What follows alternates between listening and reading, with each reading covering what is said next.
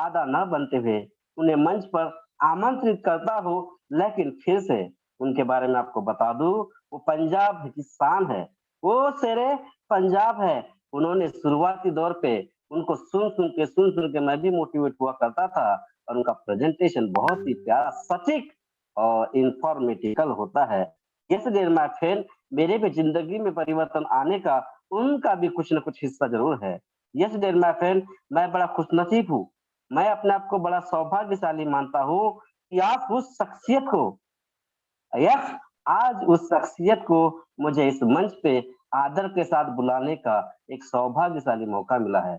मैं धन्य हो गया, ऐसा मुझे लगता है कि इस बेस्ट पर्सनालिटी को मैं आज आमंत्रित कर रहा हूँ आप सबों के बीच। यस, आप सबों के बीच। तो मैं चाहता हूँ आप सभी का प्यार मिले और आपका साथ मिले। इन्हीं आशा विश्वास के साथ में मैं उन्हें आदरित शब्दों से बुलाता हूँ। वो कहते हैं, उठती लहरों को साहिल की दरकार नहीं होती।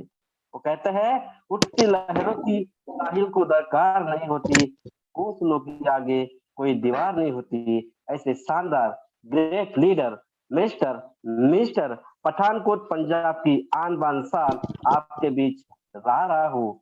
एक बिग पहचान है इसकी मिस्टर इस धीमान सर, सतीश धीमान सर, आपसे जेन्युइन रिक्वेस्ट है, सर जिस तरह से आपकी ज़िंदगी में परिवर्तन आया है, इस प्रोजेक्ट को इन्फॉर्मेशन लेने के बाद आप ऐसा ही कुछ हमें दीजिए, जिस तरह से आपकी ज़िंदगी बदली है, हम भी ज़िंदगी में कुछ-कुछ परिवर्तन आ जाए। तो so please as a dice please welcome Satish Dhiman sir, please welcome sir.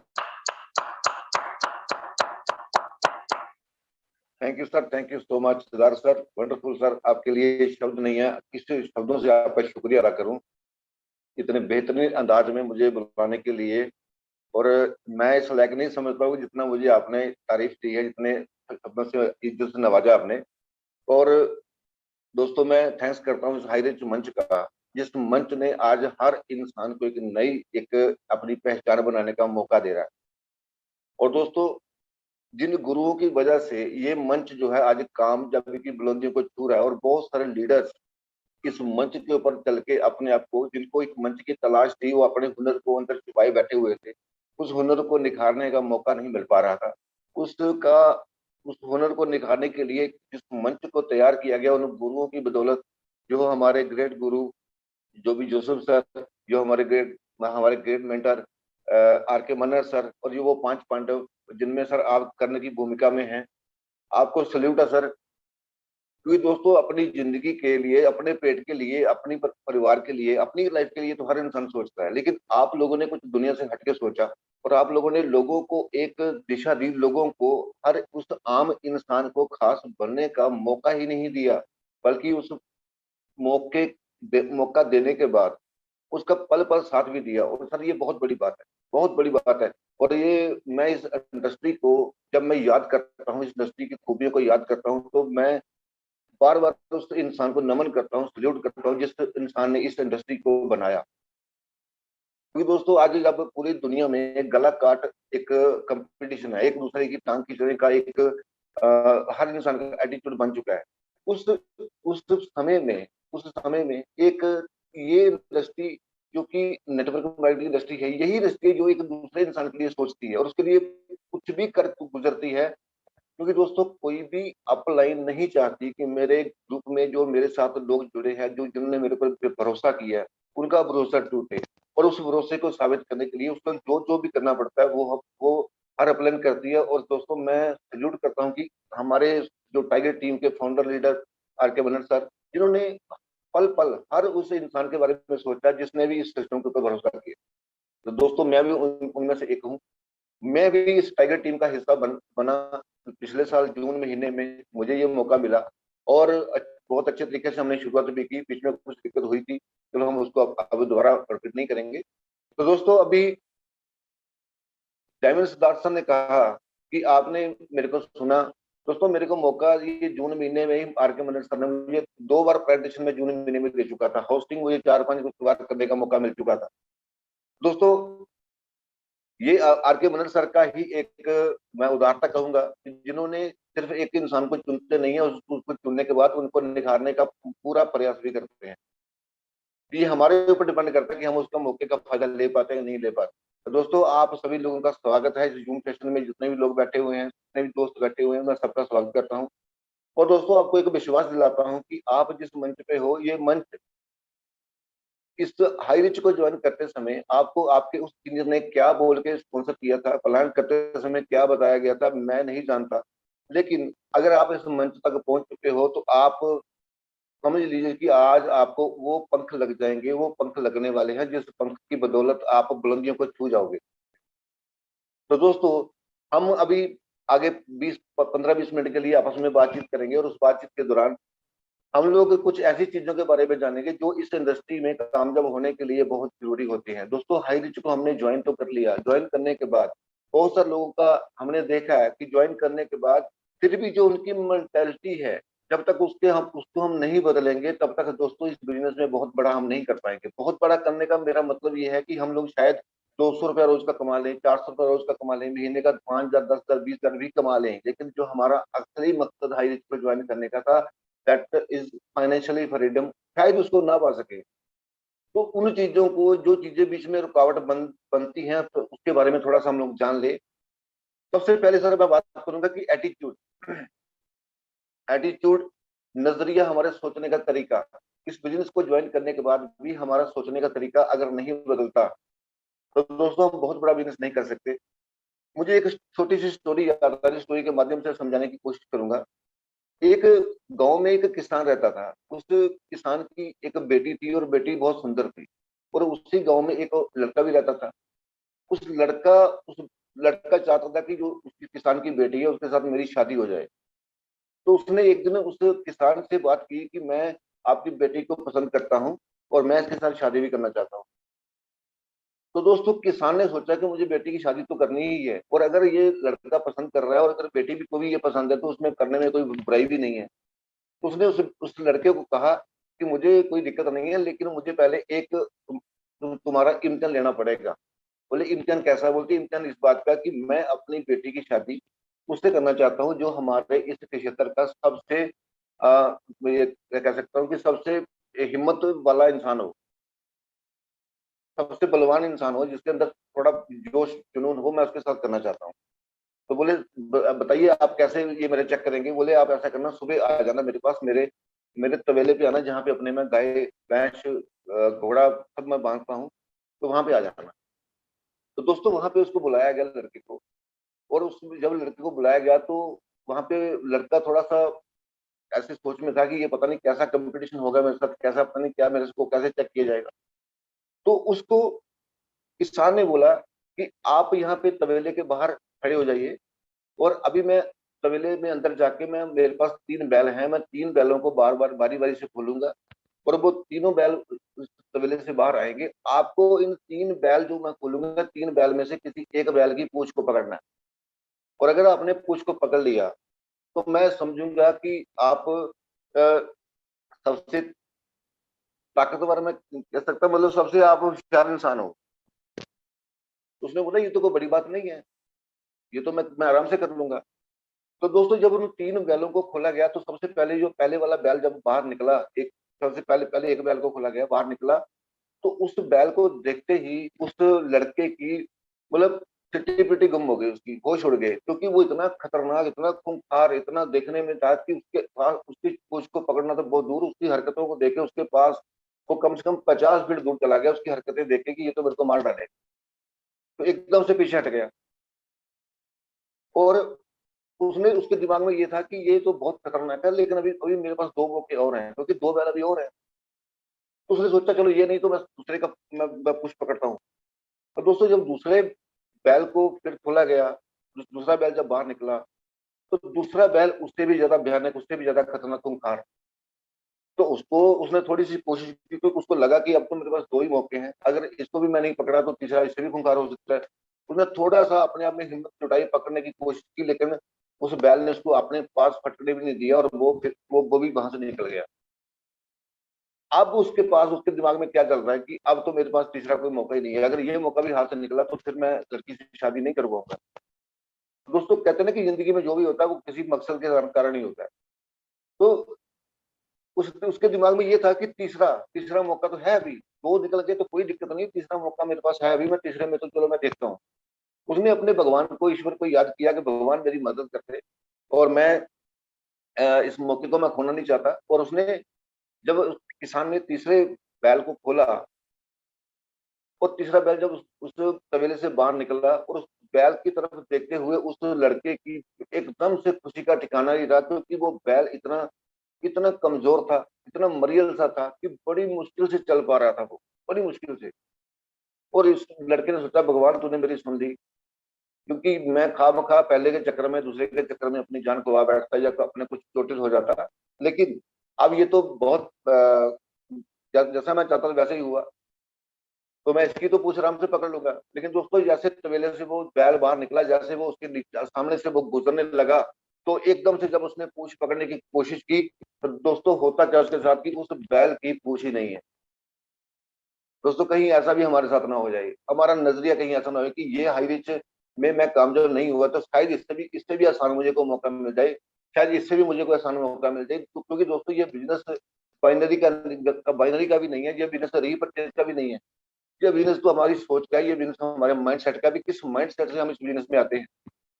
दोस्तों हमारे बारे में लोग क्या सोचते हैं ये मायने नहीं रखता, लोग आपको क्या बोलते हैं कि ये कौन सा काम करता है, ये कैसा करता है, ये वो होता है, आपके बारे में लोग क्या सोचते हैं ये मायने नहीं रखता, आप अपने बारे में क्या सोचते हैं ये मायने रखता है। आप अपने बारे में क्या सोचते हैं, आप डायमंड बनेंगे नहीं बनेंगे, आप हाई रिच में कामयाब होंगे नहीं होंगे, ये जो लफ्ज आपको कामयाब भी करेंगे या नाकामयाब भी यही करेंगे जो लफ्ज आप अपने दिमाग में रोज सोचते हैं। और दोस्तों कुछ लोग लोगों के कारण, अगर हमें दिन में जब हम मार्केट में निकलते हैं, लोगों से मिलते हैं, दो लोगों को चार लोगों को मिलते हैं, प्लान दिखाते हैं, तो प्लान दिखाने के बाद हमारे सामने से मिलने वाले इंसान, अगर हमें पॉजिटिव लोग मिले तो हम पॉजिटिव, अगर नेगेटिव लोग मिले तो नेगेटिव, अगर ऐसा नजरिया लेके मार्केट में हम उतरते हैं तो दोस्तों हमारा खुद का कोई वजूद नहीं है। हम लोगों के भरोसे जब बिजनेस को करने की कोशिश कर रहे हैं कि लोगों ने अगर कहा यह बिजनेस अच्छा है तो मैं करूंगा, अगर लोगों ने कहा यह बिजनेस बुरा है तो मैं छोड़ दूंगा।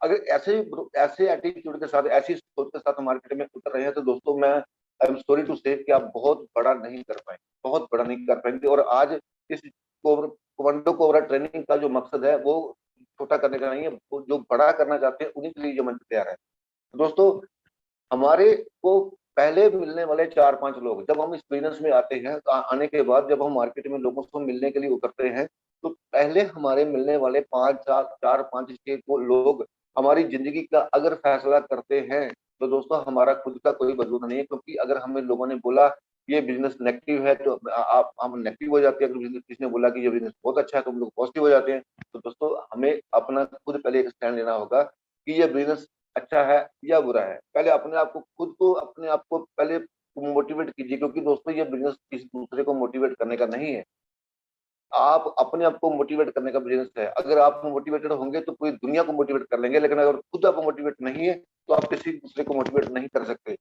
तो सबसे पहले अपने उस नजरिए को चेक करना होगा कि मेरा नजरिया कैसा है। क्योंकि कहते हैं ना कि इस दुनिया में नजर का तो इलाज है लेकिन नजरिए का इलाज नहीं होता। नजर के लिए तो डॉक्टर हैं, लेकिन नजरिए का इलाज आपको खुद करना है। तो उसके लिए आप सबसे पहले आपको ये चेक करना है कि आपकी इस बिजनेस के प्रति क्या सोच है, क्योंकि सोच ही आपको आगे लेके जाएगी और सोच ही आपको पीछे लेके जाएगी। बी फॉर बर्निंग डिजायर, इरादा। आपका इस बिजनेस में सफल होने की इच्छा है या इरादा? क्योंकि दोस्तों इच्छा तो सबकी है। आप किसी रिक्शा वाले से पूछो आप करोड़पति होना चाहते हो, डायमंड बनना चाहते हो, डायमंड सरदार जैसे बनना चाहते हो, आर के बनना जैसा बनना चाहते हो, तो क्या बोलेगा क्यों नहीं सर मैं भी बनना चाहता हूँ। तो क्यों बनता क्यों नहीं? दोस्तों इच्छा सबकी होती है लेकिन इरादा चुनिंदा लोगों का होता है। मैं आपको एक एग्जांपल से बताता हूँ सर, हमारे घरों में एक रोज एग्जांपल बनती है। हमारे घरों में नॉर्मली जैसे दो तीन बच्चे हमारे घर पे होते हैं तो उनमें से एक बच्चा हमेशा जिद्दी होता है, ज्यादातर मैंने घर में देखा है। तो जो एक बच्चा नॉर्मल होता है, एक बच्चा जिद्दी होता है। तो नॉर्मल बच्चा अपने पापा को बोलता है पापा मुझे आज चॉकलेट नहीं। पापा बोलता नहीं बेटा चॉकलेट नहीं खाते, उससे दांत खराब हो जाते हैं, चॉकलेट नहीं नहीं खाना है। तो उस बच्चे की इच्छा थी चॉकलेट चॉकलेट लेने की, अगर मिल गई तो अच्छा है, नहीं मिली तो कोई दिक्कत नहीं। पापा ने समझाया वो समझ गया क्योंकि उसकी इच्छा थी। लेकिन दूसरा बच्चा बोलता है पापा मुझे चॉकलेट लेनी है, पापा ने तो उसको भी वही बोला, नहीं इससे दांत खराब हो जाते हैं। उसने बोला नहीं दांत खराब भले हो जाए लेकिन मुझे तो लेनी है। उसको पापा बोलते नहीं बेटा मैंने बोला ना नहीं लेना, नहीं पापा मुझे तो लेनी है। फिर उसको झिड़कते हैं, उसको डांटते हैं, तेरे को समझाया ना नहीं लेनी, नहीं पापा मुझे तो लेनी है। फिर वो पापा के पेट पकड़ लेगा, फिर नीचे जमीन पर लेट जाएगा, कपड़े खराब कर लेगा ऐसे, और पूरी पापा को उसकी पैंट को छोड़ेगा नहीं कि मुझे तो लेनी है लेनी है लेनी है। और लास्ट में कई बार फादर क्या करते हैं उसको दो चांटे भी लगा लेते हैं कि तेरे को समझ में नहीं आता क्या बोल रहा हूँ, बोलते चांटा चाहिए आप तो दो चार चाहे पांच और लगा लो, लेकिन मुझे चॉकलेट लेनी है तो लेनी है, लेके छोड़ूंगा। और आप सोच के देखिए कि लास्ट में रिजल्ट क्या होता है कि वो उसको उस इंसान की उस बच्चे की जिद थी कि मुझे चॉकलेट लेने, तो वो लेके ही छोड़ता है, चाहे उसके लिए उसको पापा की पैंट पकड़नी पड़ी, डांट छोड़नी पड़ी, चाहे उसको चांटे खाने पड़े, लेकिन उसने उसका इरादा जब बन गया था तो उसने चॉकलेट लेके ही छोड़ी। और जिसकी इच्छा थी उसको एक बार समझाया कि वो समझ गया। दोस्तों ये बिजनेस ये चीजें ये हमारे घर पे रोज, मोटिवेशन सिर्फ किताबों में नहीं है, मोटिवेशन सिर्फ मीटिंग में नहीं होती सर, मोटिवेशन अगर हम लेना चाहें तो हमारे घरों में भी रोज होती है। तो वहां से भी आप एक एग्जांपल ले सकते हैं, क्योंकि दोस्तों इच्छा इच्छा जो है, जब हमारा देश गुलाम था तो इच्छा बहुत सारे लोगों की थी कि अंग्रेज इस देश को छोड़ के चला जाए, और बहुत सारे लोगों की जिनकी इच्छा थी वो जब इच्छा को वो इसको आजाद कराने की कोशिश करते थे, सामने अंग्रेजों के डंडे पड़ते थे तो वो भाग जाते थे क्योंकि उनकी इच्छा थी। और जिनका इरादा था दोस्तों, उन्होंने बोला कि चाहे आप हमें फांसी पे झूलना पड़े लेकिन आपको इस देश को छोड़ना होगा। और इतिहास गवाह है, जिन्होंने इरादा कर लिया था उन्होंने इस देश को आजाद करा के छोड़ा। और आप आज उन्हीं के नाम पे आज आज छुट्टी होती है, उनके नाम से उस दिन को मनाया जाता है। क्योंकि दोस्तों कहते हैं ना कि जब जब हम सामने से कोई दिक्कत आती है, कोई प्रॉब्लम आती है तो इच्छा कमजोर पड़ जाती है, और जब जब कोई सामने से दिक्कत आती है तो इरादा और मजबूत हो जाता है। तो हमें ये जानना पड़ेगा कि आपका इस बिजनेस में कामयाब होने की इच्छा मात्र है या इरादा भी रखते हैं, या आपका इरादा है। क्योंकि दोस्तों जिद्दी बनना पड़ेगा, जिद्दी। भगवान कहते हैं ना कि अगर अगर पापा उस जिद्दी बच्चे की जिद पूरी करता है तो भगवान भी जिद्दी बच्चे की जिद पूरी करता। अपने भी जिद पकड़ लो कि मुझे सफल में कामयाब होकर ही रहना है, एक दिन भगवान भी कह देंगे तथास्तु, ले भाई तेरे को तो चॉकलेट देनी ही पड़ेगी। तो दोस्तों समझ लीजिए कि आपको एक इरादा, एक ठोस इरादा रखना पड़ेगा कि मुझे कामयाब होकर ही रहना, भले जितनी बड़ी मुश्किलें आए उसको पार करते हुए अपना आगे बढ़ना है। चेंज, बदलाव। इस बिजनेस में मैंने आपको पहले बताया कि सोच में बदलाव करना होगा। सोच में सबसे बड़ी बात हमारे, क्योंकि थॉट सबसे पहले हमारे दिमाग में विचार बनता है, उस विचार के द्वारा ही सब चीजें, हमारा एक्शन होता है उस विचार के द्वारा ही सब चीजें उसके ऊपर डिपेंड होती है। और दोस्तों इस बिजनेस को ज्वाइन करने के बाद हम जब पहले जिन लोगों के बीच में रहते थे उन लोगों को हमने प्लान दिया। जब हमने ज्वाइन किया तो इससे पहले जिन लोगों के साथ हमारी रोज हम शाम को बैठते थे, दिन में बैठते थे, अब उन लोगों को हमने जब प्लान दिया तो लोगों ने ज्वाइन करने से कुछ लोगों ने मना कर दिया। लेकिन अगर हम उसके बाद भी उन्हीं लोगों के साथ बीच में जाकर बैठते हैं तो आप क्या लोगों को मैसेज दे रहे हो? उन लोगों को क्या मैसेज आ रहा है कि इसमें इतना, अगर इतना बड़ा बिजनेस होता, अगर इतना शानदार बिजनेस होता जितना मुझे प्लान में ये दिखा रहा था, तो क्या ये इस बिजनेस को छोड़ के क्या मेरे साथ फ्री में यहाँ पे बैठ के टाइम को बर्बाद करता। और अगर हम ये कर रहे हैं तो बहुत गलत मैसेज लोगों को दे रहे हैं, क्योंकि हमें संगत, उस संगत को बदल देना है, उस संगत को एक ऐसा मैसेज देना है कि तुमने मेरे साथ ज्वाइन ना करके बहुत बड़ी भूल कर दी, और इसका खमियाजा तुम भुगतोगे। अगर ये चीज मैसेज तुमने उसको पास कर दिया तो लोगों के अंदर खलबली मच जाएगी कि यार ये बंदा जो हमारे साथ सुबह से लेकर शाम तक बैठता था फ्री में, आज इसको क्या ऐसा मिल गया कि जो हमारे साथ बैठने को इसके पास समय नहीं है। आपको उनको बार बार फॉलो नहीं करना पड़ेगा, वो खुद आपको फॉलो करेंगे, सिर्फ और सिर्फ वो संगत को बदलने से इतना बड़ा आपको फायदा हो मिलने वाला है। और दोस्तों हमारे कपड़े बदलने के तरीके में बदलाव होना चाहिए। सॉरी, कपड़े बदलने के तरीके में बदलाव। क्योंकि अगर हम किसी गवर्नमेंट जॉब को ज्वाइन करते हैं तो आज तक जो हम कपड़े पहन रहे थे, जैसे हमने टी शर्ट, जीन या कैजुअल ड्रेस जो भी हम पहनते हैं, अगर हमने किसी, मान लीजिए कि आर्मी के अंदर कोई बंदा ज्वाइन कर लेता है, तो क्या वो कल वहां पे भी जाकर टी शर्ट या जीन या कैजुअल शूज पहन सकते हैं, कोट शूज पहन सकते हैं? एकदम से उसके अंदर चेंज आता है, क्योंकि उसको पता है कि जिस तरह का मेरा प्रोफेशन है, जिस तरह की मेरी अभी ड्यूटी है, उसके हिसाब से मुझे अपनी वर्दी को, उस यूनिफॉर्म को बदलना पड़ेगा। लेकिन इस बिजनेस में आने के बाद अगर हम कुछ कुछ अपने कपड़े पहनने पहनने के ढंग में भी बदलाव करेंगे तो लोगों के अंदर एक पॉजिटिव मैसेज आएगा कि ये जो कल हमारे साथ टी शर्ट पहन के, जीन पहन के घुमा करता था, आज एकदम से ये इसके अंदर इतना चेंजिंग कैसे आई? Sorry sir. आज की इसके अंदर इतना चेंजिंग कैसे आ रही है? तो उसे चेंजिंग को लेके उसके दिमाग में अंदर एक बहुत बड़ी, लोगों के अंदर एक पॉजिटिव मैसेज आएगा कि अगर ये इतना जल्दी चेंज हो रहा है तो इसका मतलब कुछ ना कुछ इसमें बड़ा है, कुछ ना कुछ है। उसके अंदर एकदम से क्यूरियोसिटी बनेगी लोगों के दिमाग में, तो लोग आपको खुद में खुद पूछना स्टार्ट कर देंगे। दोस्तों, हमारे बातचीत करने के तरीके में बदलाव होना चाहिए। जैसे हम पहले किसी से बात करते थे, जैसे हम फ्रेंड सर्कल में बात किया करते थे, उसमें हम लोग उस वक्त एक प्रोफेशनल प्लेटफॉर्म में नहीं थे। आज हम एक प्रोफेशनल प्लेटफॉर्म में आ चुके हैं। तो हमारा वो जो बात करने का तरीका है, लोग आपके उस बात करने के तरीके से मुरीद हो जाएं, इस तरह का आपका तरीका होना चाहिए। लोगों को लगना चाहिए कि मुझे, अगर इस इंसान से मुझे बात करने में मजा आए, क्योंकि दोस्तों सबसे पहले बिजनेस बिल्ड नहीं होता, सबसे पहले आपका रिलेशन बिल्ड होता है। अगर आपने रिलेशन बिल्ड करना सीख लिया, अगर आपने बातचीत करने की कला को सीख लिया, तो बिजनेस ऑटोमेटिक बिल्ड होगा। आप डायरेक्ट बिल्ड नहीं कर सकते बात को बिल्ड किए बिना। हमें अपनी आदतों में सुधार करना पड़ेगा। हमारी जो भी आदतें आज तक थी, पहले थी, उस आदतों में बदलाव करना पड़ेगा। दोस्तों, बदलाव हर सिर्फ नेटवर्क मार्केटिंग में नहीं है। हमें कोई भी प्रोफेशन चूज करते हैं, कोई भी किसी नए प्रोफेशन में जाते हैं, तो उस प्रोफेशन का, वहां को जो माहौल होता है, वहां पर जिस तरह की जरूरतें होती हैं, वहां तक उस तरह का सर बदलाव तो हम पहले भी करते हैं। इसमें कौन सी बड़ी बात है। लेकिन समस्या ये आती है सर कि वहां पे बाई फोर्स करवाया जाता है। अगर हम मान लीजिए कि किसी कोई लड़का, कोई बच्चा आर्मी में ज्वाइन करता है, तो वहां पे अपनी मर्जी भी चलेगी कि आज मैं अपनी मर्जी से कपड़े पहन लेता हूँ, कल से मैं यूनिफॉर्म डाल लूंगा। नो सर, आज अपनी मर्जी से मैं सुबह उठ जाऊंगा, कल से मैं आपके आपके कहने से उठ जाऊंगा। आज मैं अपनी मर्जी से ड्यूटी करूंगा, कल से मैं आपकी मर्जी। सर, ऐसा नहीं होगा। आपको स्ट्रिक्टली उसका रूल फॉलो करना पड़ेगा, तो क्योंकि वहां पे बाई फोर्स करवाया जाता है। लेकिन दोस्तों, यहाँ पे बाई फोर्स कोई नहीं करवाता। लेकिन अगर आप चाहते हैं कि मुझे बहुत बड़ा करना है, तो आपको पहले ये समझना पड़ेगा कि शुरुआत कहाँ से होगी। आपके चेंज से, बदलाव आपको अंदर करना पड़ेगा। आपको पहले दिन से आपको बदलाव करना पड़ेगा। दोस्तों, डी फॉर डेडिकेशन, समर्पण। और ये जो लफ्ज है समर्पण, ये यही लोग नहीं कर पाते। समर्पण, मैंने बहुत सारे लोगों को देखा है कि जब तक एक अपलाइन अपनी टीम को फोन ना करे कि भाई आज प्लान दिखाने जा रहे हो या नहीं, अगर फोन आएगा तो बोलेंगे हाँ सर, भाई अपलाइन का फोन आ गया तो मुझे, चलो सर मैं बोल, ठीक है सर मैं देखता हूँ, आज मैं करता हूँ, 1 या 2 प्लान तो मैं करूंगा। दोस्तों, इतने बड़े प्लेटफॉर्म पे आने के बाद क्या अभी भी आपको अपलाइन के फोन की जरूरत है कि अपलाइन आपको फोन करेगी तो तब जाके हम लोग लोगों को मिलने के लिए जाएंगे, लोगों को फॉलो करने के लिए जाएंगे, लोगों को प्लान दिखाने के लिए जाएंगे।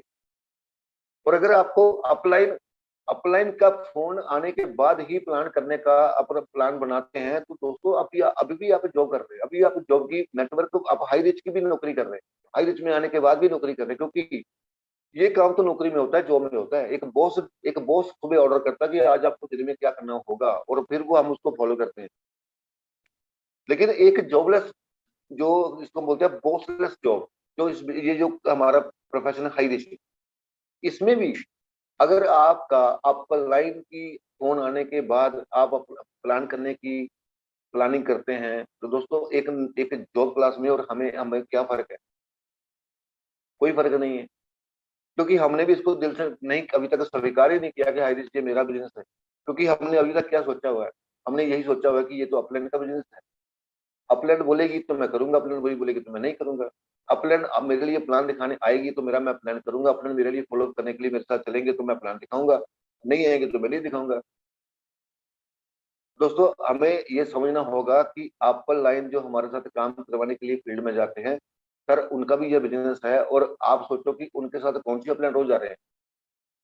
हमें एक ना एक दिन, क्योंकि पूरी जिंदगी सर हम लोग, जिसको कहते हैं सर एक अपाहिज की तरह बिजनेस नहीं कर सकते कि सारी जिंदगी अपलाइन तो मेरे साथ ही भागे तभी मैं काम करूंगा। एक दिन हमें बैसाखियां छोड़नी हो, हमें फ्रंट पे आना होगा, हमें आना पड़ेगा। और जितनी जल्दी ये बात समझ लेंगे, उतनी जल्दी हम लोग इस बिजनेस में आगे बढ़ेंगे। क्योंकि अगर आज तक मैं अपनी अपलाइन के सहारे हूँ, तो दोस्तों मेरी को जो टीम के लोग हैं, वो उनके अंदर मैं क्या मैसेज दे रहा हूँ कि ये बिजनेस अपने अपनी चलता है, प्लान के भरोसे चलता है।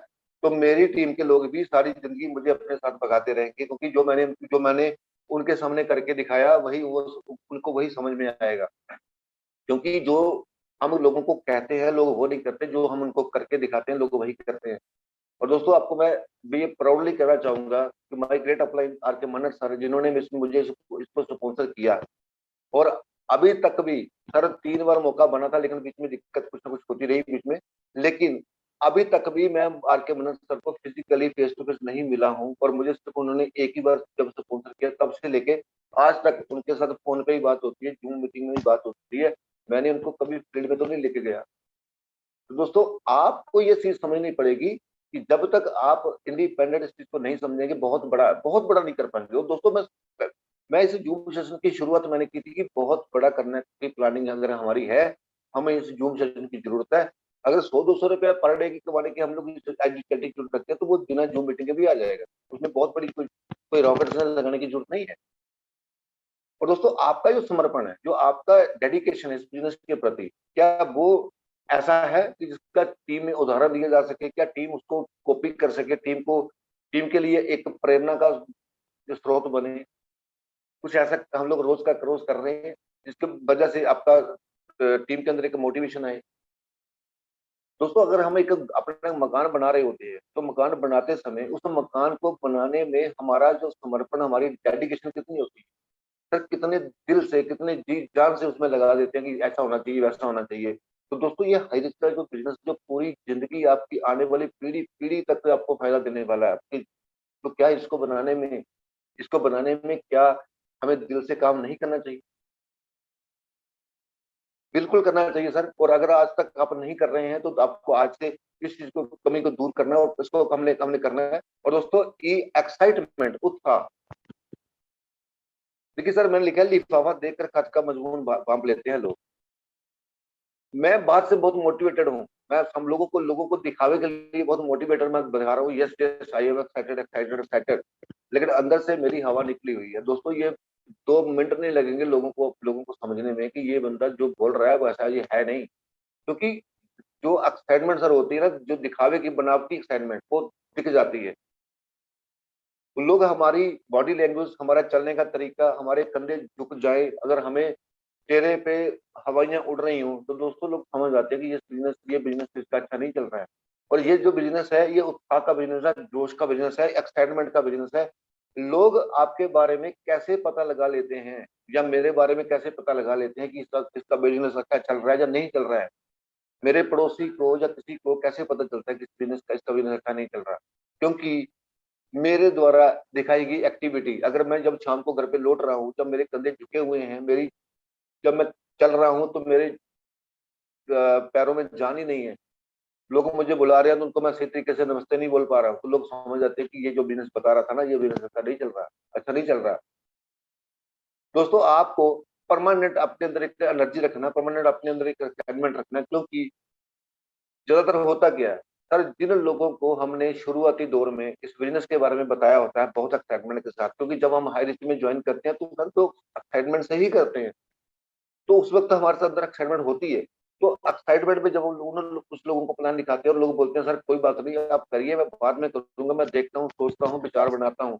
लेकिन दोस्तों जब तक तो उस इंसान का विचार बन रहा होता है, हमारे बारे में सोच रहा होता है कि चलो मैं भी हाई रिस्क को ज्वाइन करता हूँ, तब तक दोस्तों हम ही उत्साह को खो देते हैं। और वो बोलता बोल हम जो जिसका जो वो जिसका विचार बन रहा होता है कि मैं ज्वाइन करूंगा, वो जो अंडर फॉलोअप होते हैं वो उनको लगता है कि अच्छा हुआ मैंने इसके साथ ज्वाइन नहीं किया, नहीं तो मैं भी फंस जाता, क्योंकि ये तो फंस गया।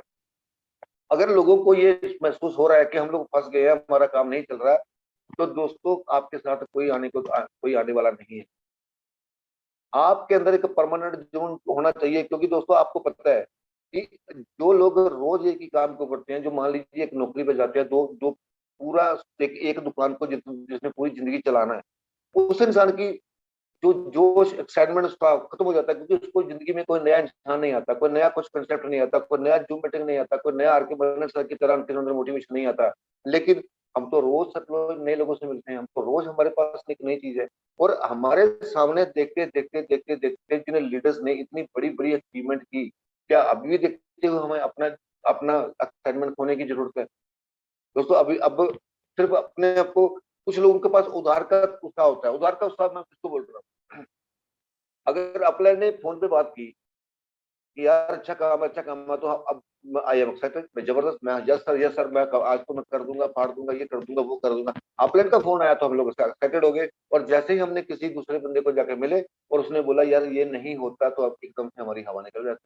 सर इसको हम उधार की मोटिवेशन कहते हैं, उधार की उसको एक्साइटमेंट कहते हैं। हमें अपने पास एक परमानेंट मोटिवेशन रखनी होगी कि लोग मेरे साथ अगर नहीं जुड़ रहे तो लोगों को नहीं समझ है कि मैं क्या कर रहा हूँ। मेरा खुद का जो मैं कर रहा हूँ वो मुझे पता है, मैं अपने आने वाले 2 साल 3 साल के बाद मैं क्या कर जाऊंगा ये मैं समझता हूँ, और मैं अपने परिवार के लिए बहुत बड़ा कर जाऊंगा। अगर ये आपके पास ये है तो आपके अंदर एक स्थायी ऊर्जा होनी चाहिए, आपके अंदर एक परमानेंट उत्साह होना चाहिए। और अगर आपका उत्साह सामने मिलने वाले लोगों की वजह से बदलता है तो दोस्तों ज्यादा समय आप इस बिजनेस में नहीं टिक पाएंगे, क्योंकि एक ना एक दिन आपको वो लोग समझा ही देंगे कि आप गलत जगह पे हो। आप नहीं समझोगे तो 2 4 दिन बाद समझा देंगे।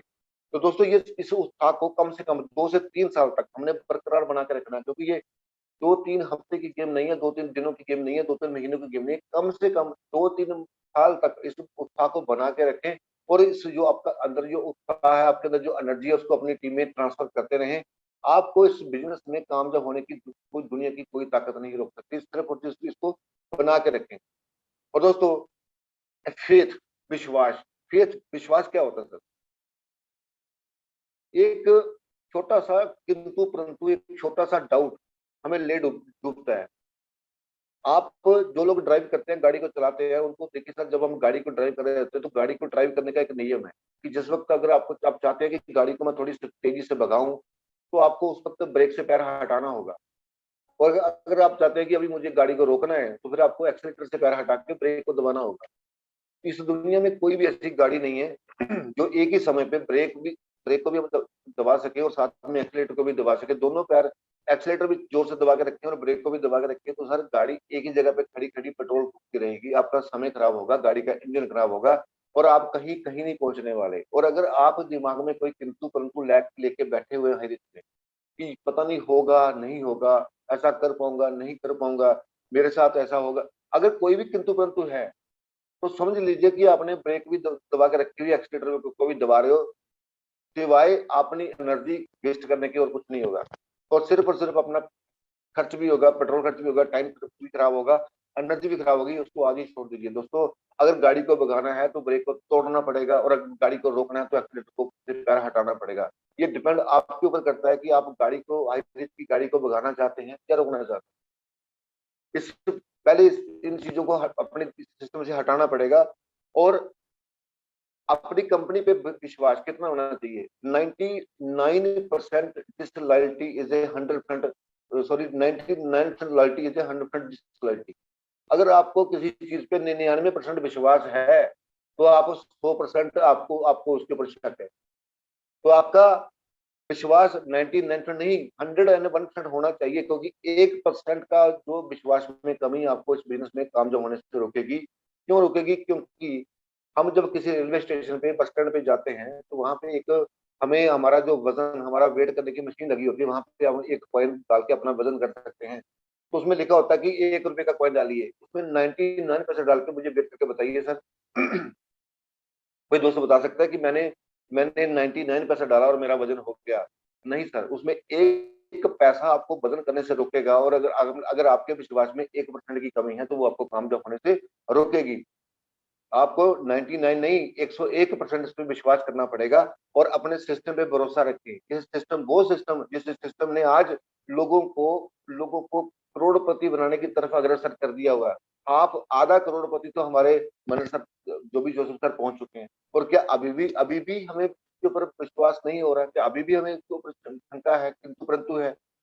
तो अगर अभी भी है तो अपने जिन्होंने आपको स्पॉन्सर किया उनके साथ बैठिए, उनके साथ अपने दिल के शंका खुद बता दीजिए और अपने अपने पे विश्वास रखिए। सर आपको जिन्होंने स्पॉन्सर किया वो आपको डूबने नहीं देंगे, ये मैं आपको बता रहा हूँ सर, क्योंकि ये अपलाइन ही इस दुनिया में एकमात्र एक ऐसा जीव है, कि इंसान है जो चाहता है कि जितना मैं कामयाब हो रहा हूँ मेरे से ज्यादा मेरी डाउनलाइन कामयाब हो जाए। और भगवान पर भरोसा तो हमेशा हमारा रहना ही चाहिए, क्योंकि आज अगर हाई रिच में अगर हम हैं, अगर मैं आज इस जूम सेशन में हूँ, अगर आज मैं सुबह की किरण पा रहा हूँ, देख पाया था, आज मैं आपके सामने बोल पा रहा हूँ, तो ये भगवान की उस मर्जी के बिना नहीं है। और अगर आप हाई रिच में आज इस जूम सेशन में बैठे हैं तो इसके पीछे भी भगवान की ही मर्जी है। अगर आपने हाई रिच को ज्वाइन किया तो वो भी भगवान की मर्जी के साथ ही होता है। तो भगवान के ऊपर हमारा अडिग विश्वास होना ही चाहिए, और सबसे जरूरी अपने आप के ऊपर विश्वास हमारा होना चाहिए।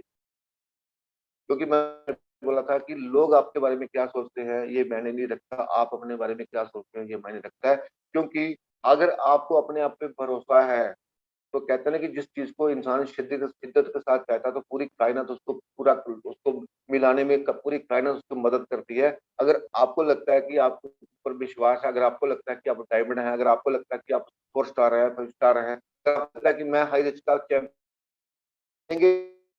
आपको लगता है कि मैं हाई रिस्क का फेलियर हूँ, तो डेफिनेट आप फेलियर बनेंगे। सबसे पहले आपको अपने ऊपर विश्वास करना पड़ेगा कि मैं चैंपियन हूँ, वो चैंपियन था, चैंपियन बन के रहूँगा। ये लफ्ज़ आपको बार-बार अपने दिमाग में रिपीट करने पड़ेंगे, दोहराने पड़ेंगे और एक ना एक दिन भगवान आपके ऊपर कहेंगे तथास्तु।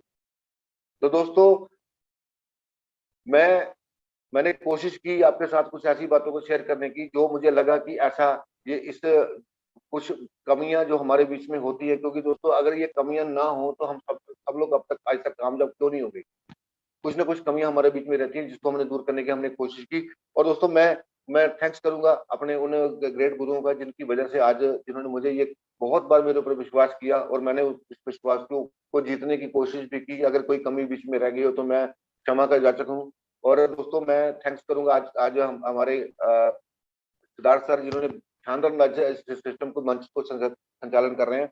तो मैं दोस्तों इन लफ्ज़ों के साथ आपसे विदा लेता हूँ। अगर कोई लफ्ज़ कोई ऐसी चीज़ जो आपको पिंच की हो, जिसकी आपको कोई ठेस पहुँची हो, उसके लिए क्षमा का याचक हूँ। अब मेरा मकसद आपको ठेस पहुँचाना नहीं है। मेरा मकसद आपके उस अंदर की शक्ति को जगाना है, जो शक्ति लुप्त हो रही है, जिस शक्ति को आप भूल चुके हैं, उस शक्ति को जगाएँ और दोस्तों इस कामयाबी का आनंद लें। Thank you sir, thank you so much.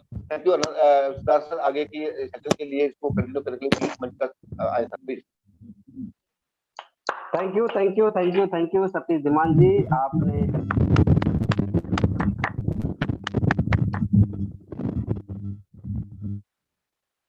Thank you Satish Dhiman sir. आपने आज फिर एक बार अपने जीवन का एक वैल्यूबल टाइम निकाल के हमें अपने लफ्जों से, अपने शब्दों से नवाजा सर।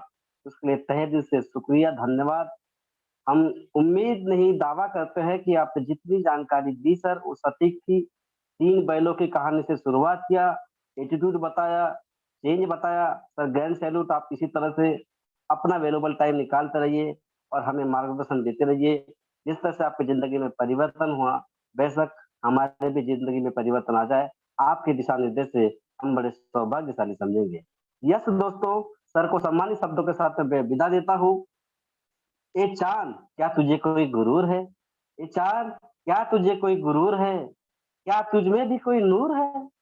ज़रा नीचे आकर देख भाई, ज़रा नीचे आकर देख भाई, हाय रिच का बंदा कोई नूर है। इसी सम्मानित शब्दों से फिर से धन्यवाद करता हूँ मैं पठानकोट पंजाब की आन बान शान मिस्टर सतीश धीमान सर का। Thank you sir, thank you Satish Dhiman ji. आइए दोस्तों, अगले कड़ी में फिर हम देखते हैं कि इस high rich online shopping project पर जिन जिन लोगों ने विश्वास किया, यस विश्वास किया और कहा yes I can do it, और कुछ लोगों के साथ शुरुआत करके फिर दूसरा नारा दिया वी कैन डू इट। ऐसा करते करते जो सफलता की सीढ़ी को लगातार लगातार आगे बढ़ रहे हैं, तो मैं स्पेशल स्पीच के लिए इनवाइट करता हूँ। यदि आप है तो प्लीज हैंड रेज करेंगे मिस्टर नरसिंह साहू सर। यदि आप है तो प्लीज हैंड रेज करेंगे सर।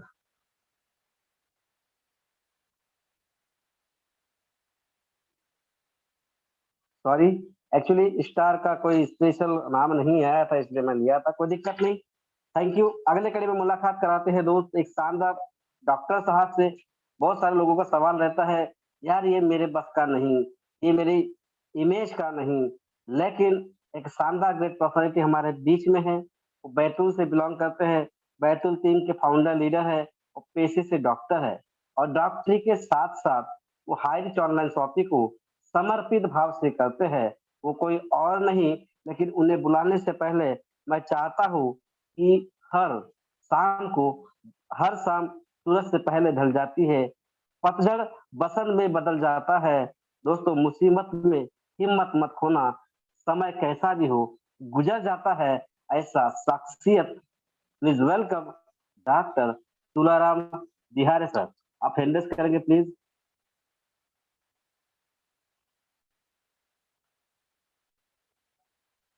Yes sir.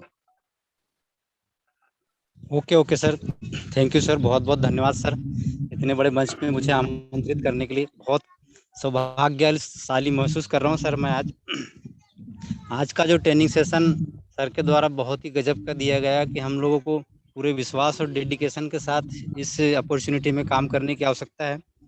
सबसे पहले मैं मेरा अपना परिचय दे दूं। मेरा नाम तुलाराम बिहारे फ्रॉम बैतूल से, और लगभग मैं 7 महीने से इस सिस्टम को पार्ट टाइम काम कर रहा हूं, और पार्ट टाइम काम करते हुए बहुत आनंद आ रहा है। और मेरे महागुरुदेव डायमंड सिद्धार्थ सर जी है, मेरे को इस अपॉर्चुनिटी से अवगत कराने वाले मेरे गुरु जी है ज्वालामुखी बोपुलकर सर, जिनका मैं हृदय से चरण वंदन करता हूँ, अभिनंदन करता हूँ। दोस्तों, आप सभी को ढेर सारी शुभकामनाएं इस अपॉर्चुनिटी को पाने के लिए। आज मुझे इस अपॉर्चुनिटी में पहुंचाने के लिए मेरी लाइफ लाइन में बहुत लोग मेरा सपोर्ट कर रहे हैं दिल से, जिनका मैं नाम लेना चाहता हूं, जिसमें अरविंद सोनी सर है, महादेव पंडोले जी है, और मानिक बारसकर सर है, वीरेंद्र हिरवेकर सर है, और अनीता जाट मैम है, हरपाल गोहे जी है।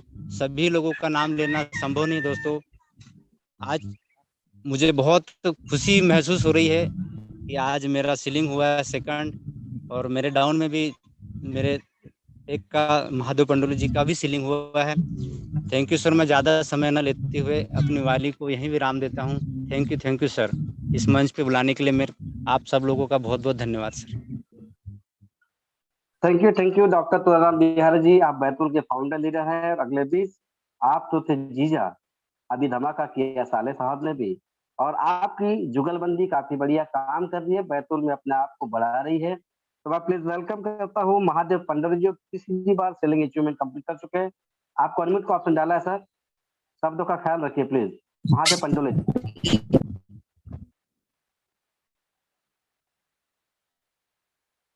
यस महादेव पंडोले जी, आपको अनम्यूट का ऑप्शन डाला है सर। पंडोली जी, आप अपने आप को अनम्यूट करेंगे।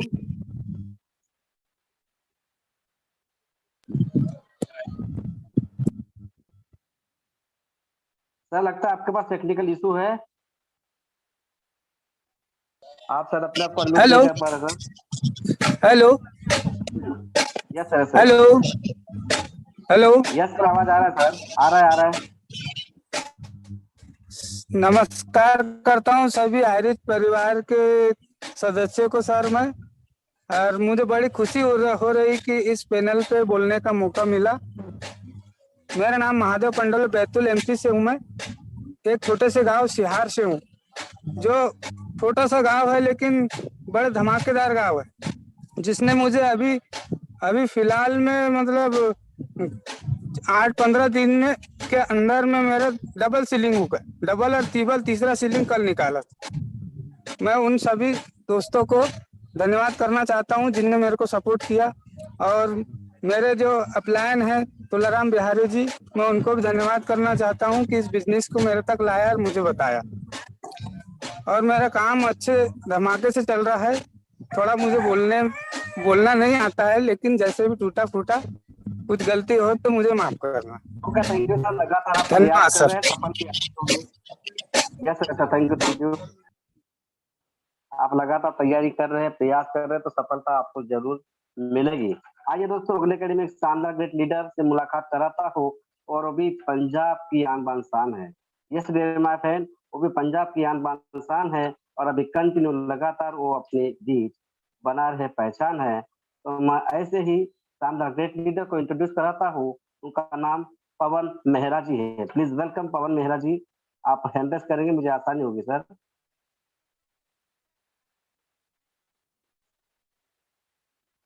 Yes please welcome sir. आपको अनम्यूट का ऑप्शन छोड़ा है मैंने। पठानकोट पंजाब से पवन मेहरा जी।